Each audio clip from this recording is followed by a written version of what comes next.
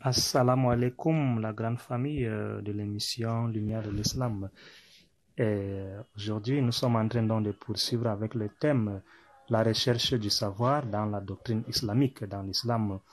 Alors, la recherche du savoir occupe une place centrale dans la doctrine islamique.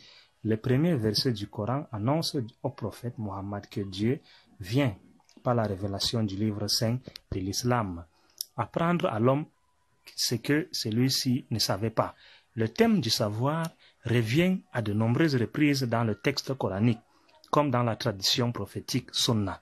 Selon les hadiths, la recherche du savoir est une obligation religieuse pour tout musulman, et les savants sont même considérés comme les héritiers des prophètes.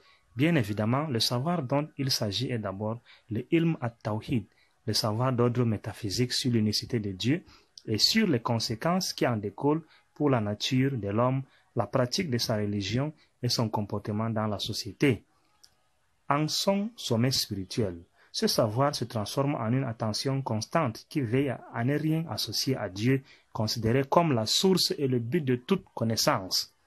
Par la suite, le savoir central relatif à l'unicité divine s'est entouré d'une multitude de savoirs religieux, ulum diniya, rendus nécessaires pour la bonne compréhension du message coranique.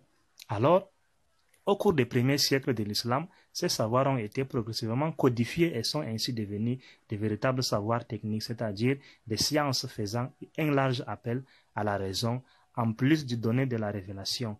L'usage de la raison, non seulement dans le domaine religieux, mais encore dans les diverses circonstances de la vie quotidienne, a été légitimé très tôt par l'enseignement du prophète à l'un de ses compagnons, Mu'adh ibn Jabal, envoyé comme ambassadeur à Abyssine. Alors, la grande famille, je suis Haman de Buzi